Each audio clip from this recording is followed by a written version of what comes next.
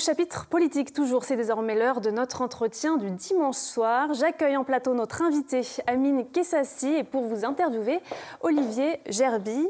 Bonsoir et bienvenue à tous les deux. Bonsoir Amine Kessassi. Je suis ravi de vous accueillir. Merci d'être avec nous. Alors je rappelle pour celles et ceux qui nous regardent que vous êtes adjoint au maire de Marseille et que vous vivez sous protection policière depuis l'assassinat de votre petit frère Mehdi le 13 novembre dernier. Tout d'abord, comment allez-vous et puis comment vivez-vous ce quotidien d'élu et de citoyen sous protection permanente ? Écoutez, déjà, merci de me donner la parole et de me permettre de venir ici expliquer, de prendre le temps de raconter ce quotidien d'élu. Je vous disais tout à l'heure en coulisses prendre beaucoup de plaisir dans ce que je faisais, beaucoup à la fois de responsabilité, d'humilité dans la tâche qu'est la nôtre, celle de continuer à réparer cette ville, celle de continuer à porter l'engagement du maire de Marseille d'apaiser, de venir faire respirer cette ville. Et à la fois beaucoup d'honneur aussi que d'occuper ces responsabilités liées à la jeunesse, à la prévention de la délinquance, à la tête de Marseille Habitat, le bailleur social de la ville et dans d'autres périmètres. On va reparler de Marseille Habitat. Alors vous êtes devenu, bien malgré vous, l'un des visages de la lutte contre le narcobanditisme en France et vous avez fait un constat, ces narcotrafiquants, grâce à leur puissance financière, font appel aux meilleurs avocats de ce pays, non plus simplement pour se défendre, mais ils utilisent les failles de la loi. Face à une telle organisation, faut-il, selon vous, durcir encore nos textes législatifs ? Jusqu'où doit aller l'État ? Non, moi, je pense aujourd'hui qu'on a un enjeu. Il est celui de savoir face à qui on se bat. J'en parlais dans un ouvrage, Marseille essuie tes larmes, la narcocratie, le pouvoir qu'ont les narcotrafiquants qui est en train de s'étendre. Tant sur la sphère politique, on l'a vu pendant les municipales, il y avait une alerte sur le taux de corruption qui était le plus élevé à cette élection de la part des narcotrafiquants. On a aujourd'hui ces narcotrafiquants qui tentent sur la sphère sociale, dans le cinéma, d'étendre leur vision, d'expliquer, quand on regarde des films où Pablo Escobar est héroïsé, quand on regarde des films, des séries où on voit ces narcotrafiquants comme étant des super-héros, on a ce renversement de situation qui s'opère d'un point de vue sociétal. Et enfin, moi je pense que dans cette guerre de la narcocratie, moi je n'ai pas peur d'utiliser le terme de guerre. Nous sommes dans une guerre face à la narcocratie. Dans cette guerre, il faut qu'on détermine qui est notre cible, qui est notre ennemi. Et je pense que les réponses doivent diverger. En face de nous, on a des jeunes en pied d'immeuble qui parfois ont décidé sciemment de prendre ce chemin, qui parfois l'ont fait parce qu'ils n'avaient pas le choix, parce qu'ils n'avaient pas d'autre option. Ces jeunes-là, le système de prévention ne fonctionne pas, il faut le réparer, il faut accentuer la prévention de la délinquance, les emmener vers l'insertion professionnelle, vers le relogement, etc. Et enfin, je pense qu'en effet, il faut que l'on durcisse le ton, il faut que l'on soit à la hauteur et le plus répressif possible avec les têtes de réseau qui sont à Dubaï, en Thaïlande et dans d'autres pays. Amine Kessassi, les lanceurs d'alerte menacés par les narcotrafiquants sont-ils suffisamment protégés selon vous ? On a vu récemment que le Sénat a massivement rejeté, c'était le 7 mai dernier, la proposition de loi qui visait à renforcer la protection de certains citoyens menacés par le grand banditisme. Pourquoi ?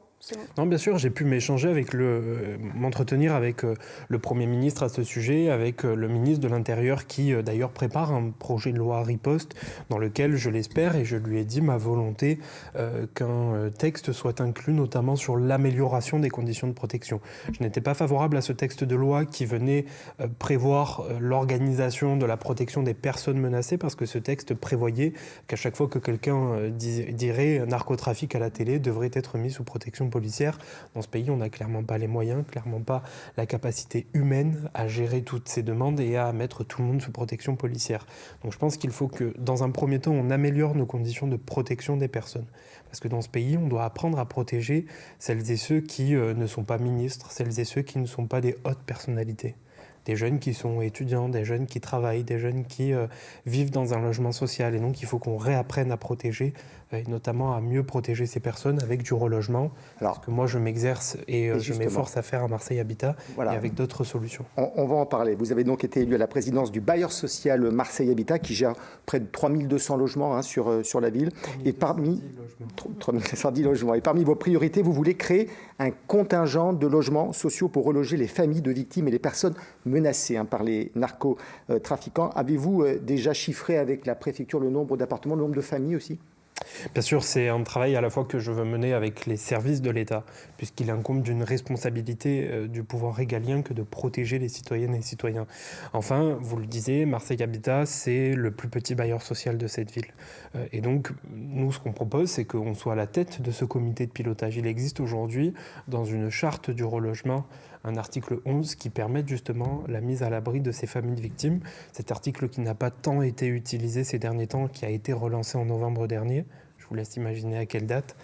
Et donc, on a besoin, nous, de porter un comité de pilotage interbailleurs sociaux avec les services de l'État, avec les services de la préfecture de police, pour que l'on puisse accompagner ces familles. Ces familles, aujourd'hui, elles ne représentent pas plus de 50 personnes. On a 50 dossiers qui ont déjà été identifiés, quelques-uns qui ont été notamment traités sur le contingent préfectoral. Et qui seront prioritaires, donc. Et je salue le travail de la préfète à l'égalité des chances, et qui seront prioritaires. Et nous, on sera en capacité, dès la rentrée, à Marseille Habitat, d'avoir identifié des logements et de les mettre dès la rentrée en commission d'attribution pour ces familles. Le procès des assassins présumés de votre grand frère Brahim est fixé à l'automne 2026 à Aix-en-Provence. Alors je rappelle que Brahim a été tué en 2020. 5 personnes comparaissent, dont le commanditaire présumé. Malgré le contexte et le danger, irez-vous à ce procès ? Non, mais vous savez, il y a aujourd'hui une enquête qui a été menée de façon très compliquée. Et je veux dire un grand merci aux enquêtrices et aux enquêteurs qui ont toute ma confiance. Maintenant, il y a le travail de la justice. On a vu il y a quelques semaines le fiasco qui était donné, le cinéma qui était mis en scène par les avocats de la défense et notamment par les présumés coupables, notamment le procès de la DZ Mafia.